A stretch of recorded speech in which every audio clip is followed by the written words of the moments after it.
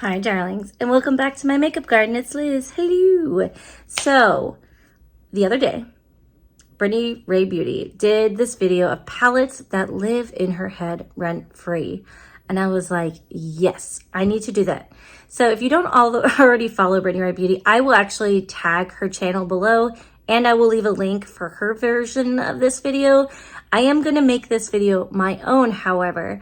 So today we're going to be talking about 5 palettes that I bought last year that I wish I didn't, and what I would have put the money towards instead looking back on it. So let's get into the first one. Now, the monies in this, they're not going to match up. I already know that. It's not about the cost. It's just the sheer fuckery of it all. So I got these palettes. I have 5 palettes in front of me here. And for one reason or another, it didn't work out for me. And so we're going to talk about each of them. If you love these palettes, listen, I love it for you. It's just for my preferences and for what I like in my makeup collection, these did not work for me. So we're going to go and we're going to do that. Now, not all of these were released last year, but I did purchase all of these last year, okay? So the first palette is probably the most recent one. One of the most recent ones to fit into my collection. And I'm not going to declutter this one just yet because I do feel like I have to use it some more. And that is the Give Me Glow Mystical Garden palette here. Now, this is a newer one. They released it around Christmas time, and I did order it then. I've used every shade in here, and it just doesn't perform the way I want it to, which is really disappointing because this palette, the mattes, like, they do go from light to dark, but they're so messy. Like, the pans themselves are just messy. And like, I cleaned this palette up so much before filming this, but the shimmers are fine, but they're a little darker for what my preferences are for shimmers. Now, they work fine. They're not the most vibrant shimmers ever, but they do okay. But it's just, if I had to spend the money over again, I would actually skip this palette and I would purchase something else instead. So I would have purchased the Basic Witch palette here by Bella Beauté Bar.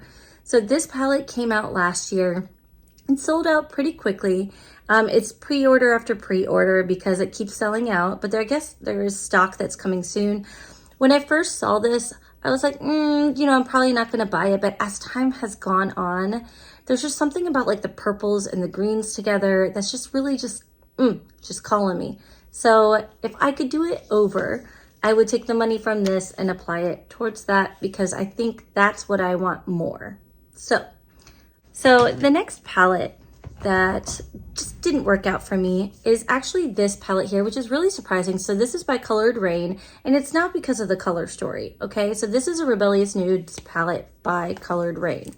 And I have made some beautiful looks with this palette. Like, I really love this color story, and I love how the shadows go on my eyes, but they don't stay on my eyes, even with a primer.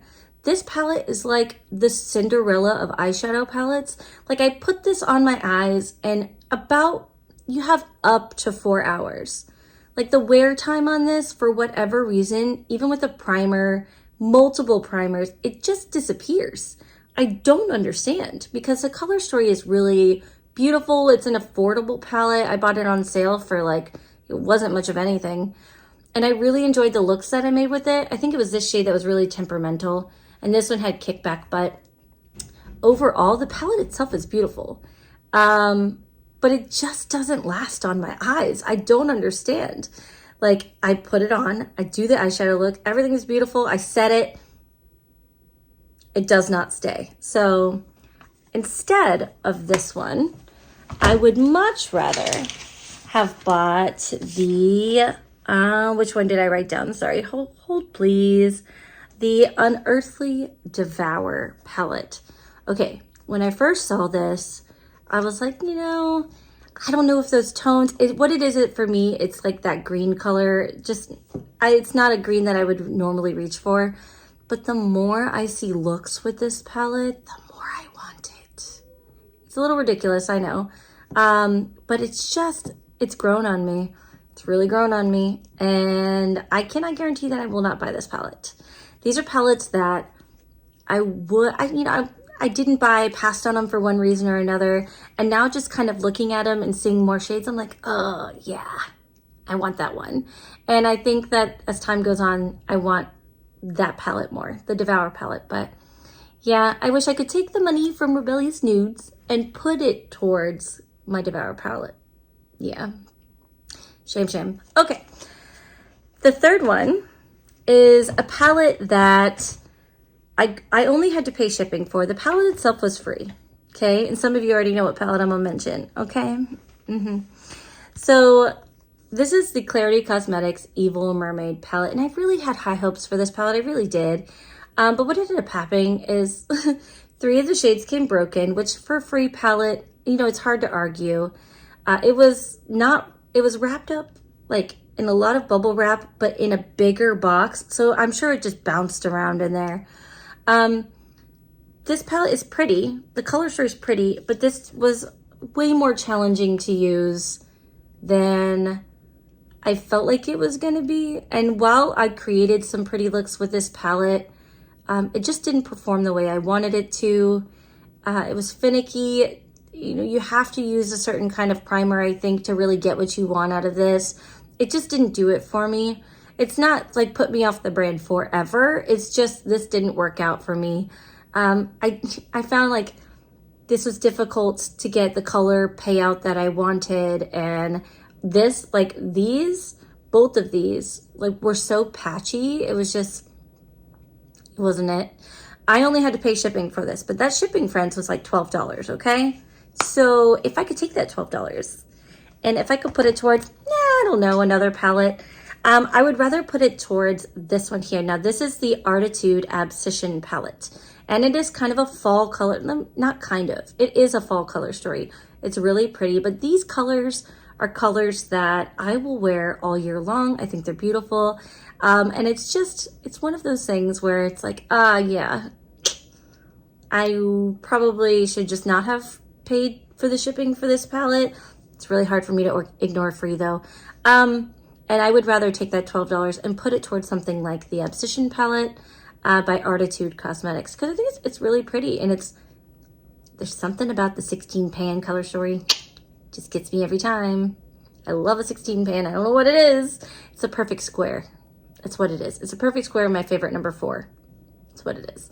But in any case, I think that is a beautiful palette, and I will probably end up caving at some point and getting it. The only reason I didn't is because of shipping, because I'm a spoiled member of the United States of America, and I know that about myself. So, all right, let's talk about the 4th palette, because we're only doing 5 palettes, okay? So this palette I think this palette came out mid-2022, and I ended up purchasing it in 2023 because I saw that it was on sale and blah, blah, blah. Now, this is the Poison Ivy palette from Milroe and Doodles by the Bunny, and the color story is really pretty. I maybe used this palette 4 times, but it just didn't do what I wanted it to do. I didn't have the color payoff, and it has nothing to do with the color story. This color story is stunning.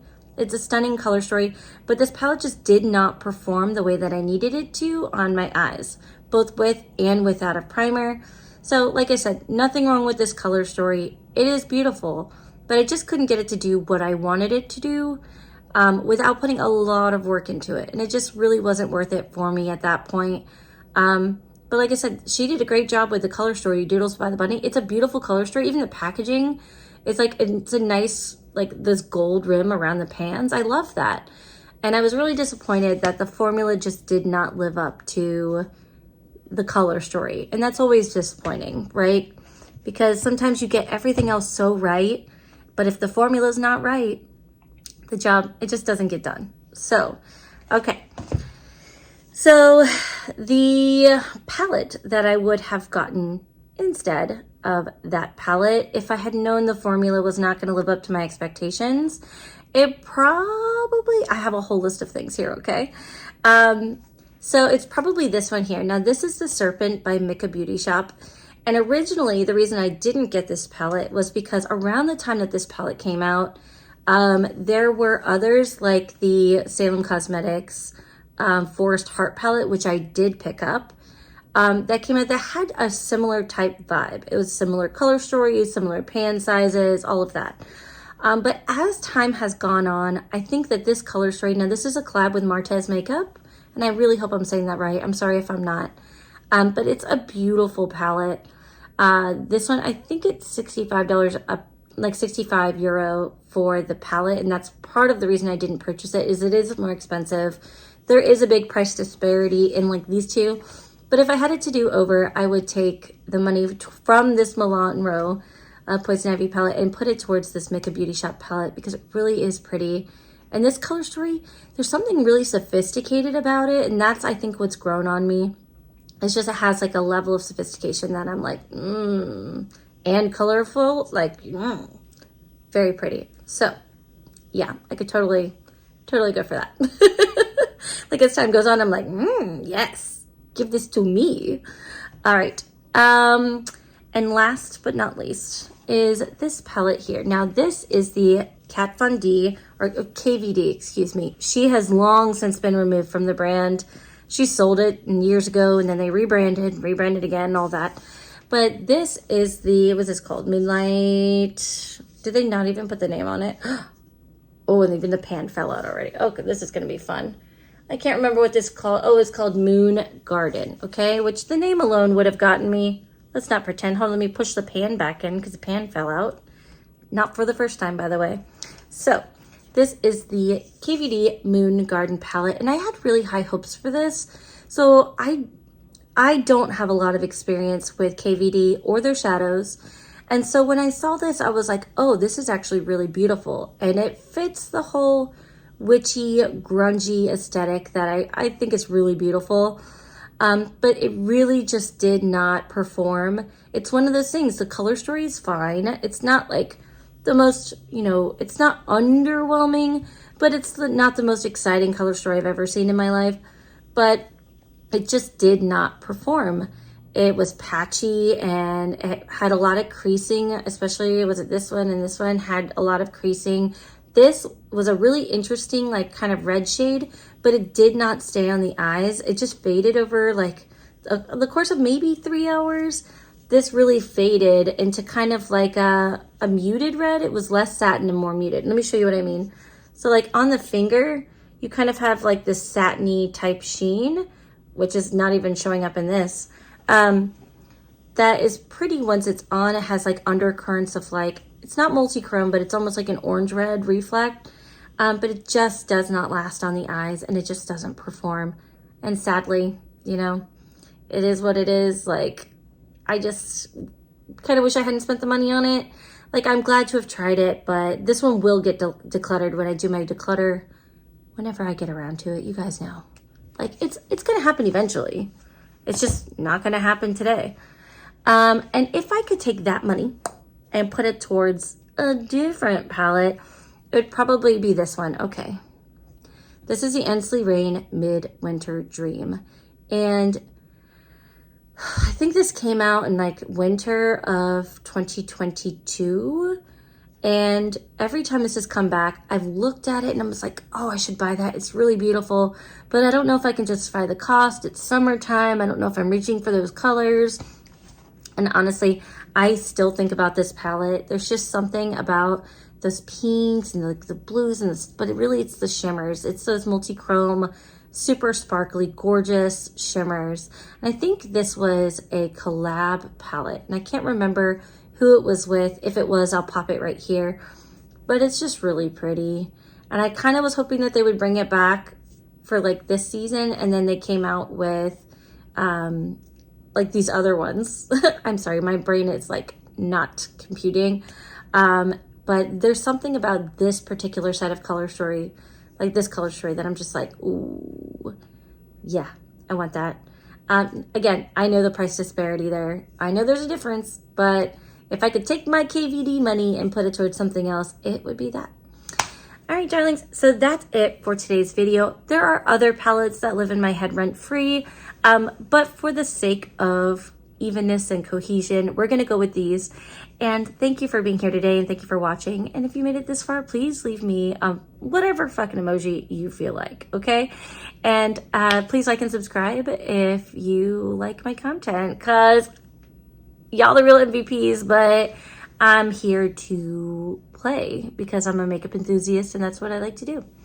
And anyway, I love your faces. Thank you so much for spending your time with me, and I will catch you on the next one. Bye. And like I said, I'll have Brittany Ray's video tagged below in the description box. So please make sure you check it out and tell her I said hi. All right, bye.